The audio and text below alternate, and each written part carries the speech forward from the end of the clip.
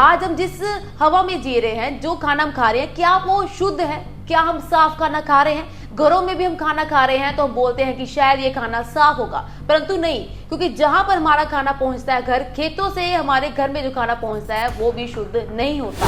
अब देखा जाए, जहां सरकार वादे कर रही थी लगातार, जो हमारे केजरीवाल जी हैं, उन्होंने कहा था कि हम ये कर देंगे, वो कर देंगे, पराली कम से कम जलाएंगे, लेकिन अभी देखा जाए तो इनकी सरकार आने के बाद सबसे ज्यादा पराली जलाई जा रही है। जो अफसर किसानों को जागरूक करने जाता है, किसानों को ये बताने जाता है कि पराली के क्या नुकसान है और वो पराली को आग ना लगाए, वही अफसर किसानों के साथ मिलकर पराली को आग लगाता हुआ नजर आ रहा है। ये भी कहा जा रहा है कि उस अफसर को जबरदस्ती किसान ले जाते हैं और उसको जबरदस्ती उससे आग लगवाते हैं और पराली को जला दिया जाता है। दूध में उन्होंने रिफाइंड मिलाकर खोया को तैयार किया था और ये खोया इतना खतरनाक है कि आपको जान का खतरा भी हो सकता है। चेकिंग की गई तो पाया गया कि एक गांव में 2 घर ऐसे थे जहां पर 350 किलो का जो खोया उन्होंने बरामद किया है, जिसे वो रिफाइंड और घटिया दूध की मिलावट के साथ बना रहे हैं। इंडिया संगठन गठजोड़ के जितने भी लीडर हैं, उच्च चोटी के, उन सबको जेल हो जाए, ये बयान राघव चड्ढा का आया है कि बीजेपी पार्टी ये चाहती है इन सबको जेल हो जाए और कोई भी चोर ना लड़ सके। एक समय था जब इंसान की जरूरतें थी रोटी, कपड़ा और मकान। समय रहते ये जरूरतें अभी भी कायम है। इंसान के पास रोटी, कपड़ा और मकान है, लेकिन साथ में जो जरूरतें इंसान की जुड़ चुकी हैं, जिनके बगैर इंसान रह नहीं सकता, वो है खाना, पानी और हवा। और देखा जाए तो इस समय ये तीनों चीजें इस कदर दूषित हो चुकी हैं कि जहरीली बन चुकी हैं।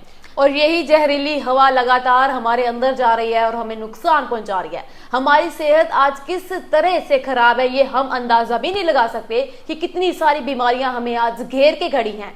आज जो हवा हम बाहर जाते हैं, साफ हवा लेने भी जाते हैं, तो उसमें भी हम दूषित हवा को अपने अंदर ले जाते हैं और उसे हम अपने अंदर लेकर बीमारियों को न्योता देते हैं खुद ही, चाहे वो कोई भी चीज हो। आज पानी पीने की बात करें तो पानी भी वो दूषित होता है, चाहे जितना मर्जी फिल्टर वाला पानी या फिर कह ले कि हम शुद्ध पानी पीते हैं, परंतु उसमें भी कहीं ना कहीं वो पानी दूषित होता है जो हमारे अंदर चला जाता है। और तीसरी बात कही है हमने खाने की बात तो क्या ही करें कि खेतों में से सीधा खाना जो हमारे पास आता है वो पेस्टिसाइड होता है और वो पेस्टिसाइड खाना हमारे अंदर की कैपेसिटी को और कम कर देता है, जिसकी वजह से हमें बहुत सारी बीमारियां और लग जाती हैं।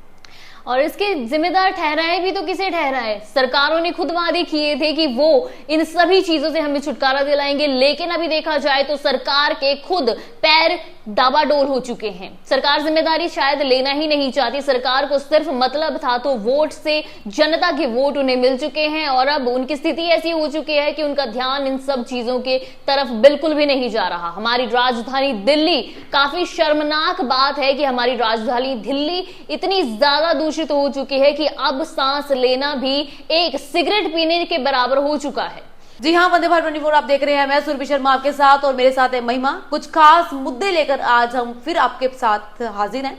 बात कर रहे हैं हम हवा दूषित की, पानी खराब की और खाने की। ये बातें इसलिए की जा रही हैं क्योंकि आज ये बातें करने योग्य हैं और इनको बातों को किया जाना चाहिए। आज हम जिस हवा में जी रहे हैं, जो खाना हम खा रहे हैं, क्या वो शुद्ध है? क्या हम साफ खाना खा रहे हैं? घरों में भी हम खाना खा रहे हैं तो हम बोलते हैं कि शायद ये खाना साफ होगा, परंतु नहीं, क्योंकि जहां पर हमारा खाना पहुंचता है, घर खेतों से हमारे घर में जो खाना पहुंचता है वो भी शुद्ध नहीं होता।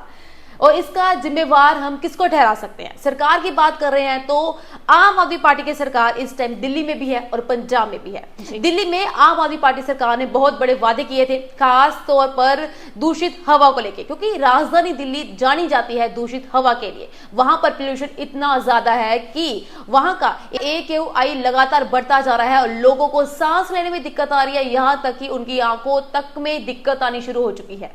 जी हाँ, जहां हम बात कर रहे हैं हवा दूषित होने की, वहीं हम सीधा सीधा संपर्क कर रहे हैं पंजाब के करंट सिचुएशन के साथ, क्योंकि पंजाब में इस समय पराली बहुत अधिक जलाई जा रही है। जहां दिल्ली के सीएम लगातार पंजाब को दोष देते थे कि जो दूषित हवा दिल्ली में पहुंच रही है, इसका सीधा सीधा जिम्मेदार पंजाब को ठहराया जाएगा, क्योंकि पंजाब की जो हवा है पराली जलाने की वजह से काफी ज्यादा दूषित हो रही है और वही हवा दिल्ली में पहुंच रही है, जिसकी वजह से राजधानी जो है काफी ज्यादा दूषित हो रही है। लेकिन अब देखा जाए, जहां सरकार वादे कर रही थी लगातार जो हमारे केजरीवाल जी हैं, उन्होंने कहा था कि हम ये कर देंगे, वो कर देंगे, पराली कम से कम जलाएंगे, लेकिन अभी देखा जाए तो इनकी सरकार आने के बाद सबसे ज्यादा पराली जलाई जा रही है। जी हां, आज की अगर ताजा खबरों पर नजर दौड़ाई जाए तो इस समय लोग जो किसान हैं पराली जला रहे हैं, साथ ही जो ऑफिसर वहां जांच के लिए आए हैं या फिर फायर ब्रिगेड को लेकर आए हैं, उन्होंने भी साथ मिलकर पराली जलाई।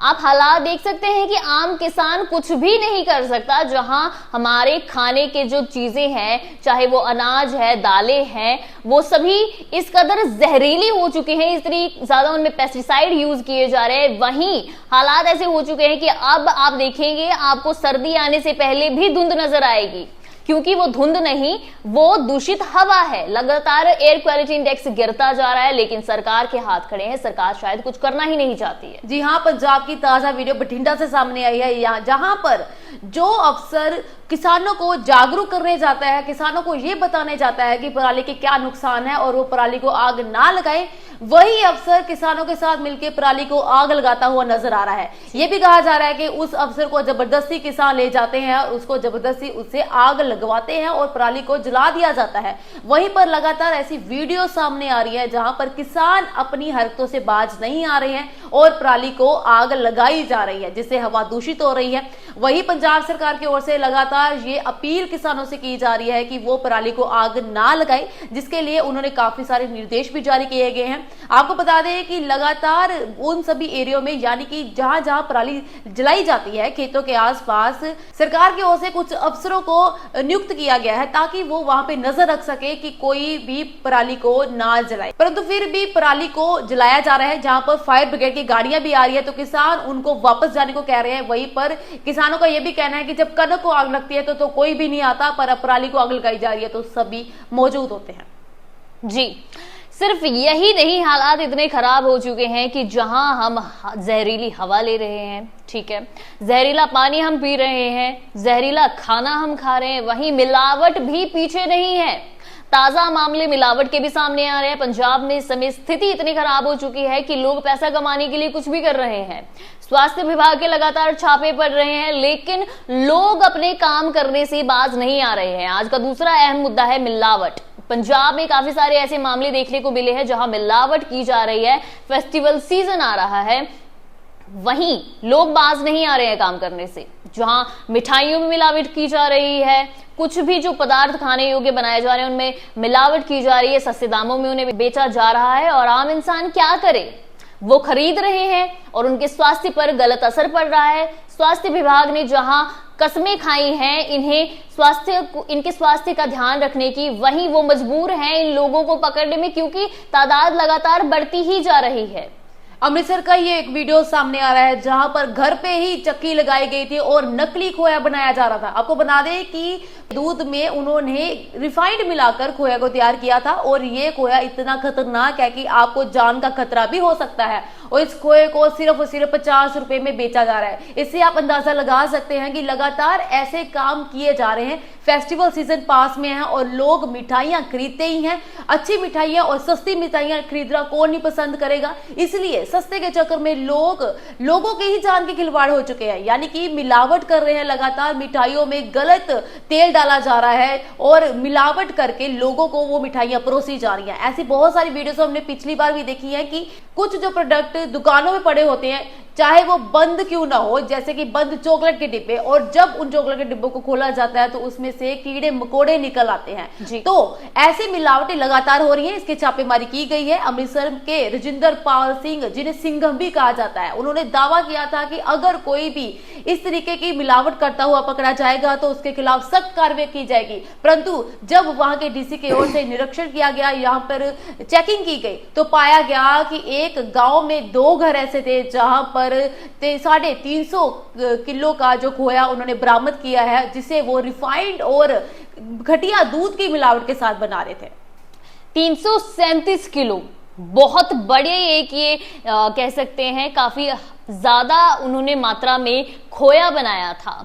आखिर क्या चाहते हैं ये लोग बाज नहीं आ रहे हैं। लगातार लोगों की भावनाओं के साथ खिलवाड़ किया जा रहा है, क्योंकि सस्ते दामों के चक्कर में वो खोया खरीद रहे हैं और अपने स्वास्थ्य को खराब कर रहे हैं। लेकिन देखना ये होगा कि सरकार इसके प्रति क्या प्रतिक्रिया करेगी, क्योंकि पंजाब सरकार को काफी ज्यादा सुदृढ़ और काफी सारे प्रावधानों को ध्यान में रखते हुए कुछ नियम, कुछ कानून बनाने की जरूरत है, वरना ऐसे मामलों में लगातार बढ़ोतरी देखने को मिलेगी। इसके बाद तीसरा अहम मुद्दा है केजरीवाल का। केजरीवाल ने जहां बहुत अधिक वादे किए थे, दिल्ली के मुख्यमंत्री और आम आदमी पार्टी के अध्यक्ष केजरीवाल अपने वादों पर बिल्कुल भी खरे नहीं उतर रहे हैं। वहीं जहां वो बड़े बड़े वादे कर रहे थे कि सीबीआई चाहे तो जितनी मर्जी बार बुलाए, एक बार नहीं 100 बार बुलाए, जांच करना उनका काम है और अगर वो जांच के लिए बुला रहे हैं तो वहां जाना हमारा काम है। वहीं अब अपने वादों से मुकरते हुए केजरीवाल भी नजर आए हैं। ईडी के द्वारा 2 नवंबर को वीरवार को केजरीवाल को बुलाया गया था, लेकिन वहां केजरीवाल नहीं पहुंचे। साथ ही केजरीवाल कई प्रकार के अलग अलग बहाने लगाते हुए भी नजर आए। केजरीवाल ने कहा कि इस समय जो सेंट्रल गवर्नमेंट है, बीजेपी सरकार है, वो चाहती है कि वह प्रचार ना कर पाए। जो 5 प्रदेश है जहां अब इलेक्शन होने वाले हैं, वहां वो प्रचार ना कर पाए, इसीलिए उन्हें धूमिल करने के लिए, उनकी छवि को धूमिल करने के लिए ये प्रयास किए जा रहे हैं। सरकार के द्वारा नोटिस भेजे जा रहे हैं, बेसलेस नोटिस भेजे जा रहे हैं और केजरीवाल कह रहे हैं कि उन्हें पहले पता चले कि किस वजह से उन्हें नोटिस भेजे जा रहे हैं, फिर वो जांच के लिए आएंगे, लेकिन अभी वो प्रचार में काफी ज्यादा व्यस्त हैं। जी हाँ, केजरीवाल की सरकार के बहुत सारे लीडर लगातार शराब घोटाले के मामले में फंसते जा रहे हैं। वहीं पर अब केजरीवाल भी शिकंजे में फंसते हुए नजर आ रहे हैं। राज्यसभा मेंबर राघव चड्ढा ने यह बयान जारी किया है कि अब अरविंद केजरीवाल को शायद जेल हो सकती है और उन्होंने सीधा इल्जाम लगाया बीजेपी पर, क्योंकि बीजेपी पार्टी ये चाहती है कि अरविंद केजरीवाल को जेल हो जाए और इंडिया संगठन का गठजोड़ है वो टूट जाए।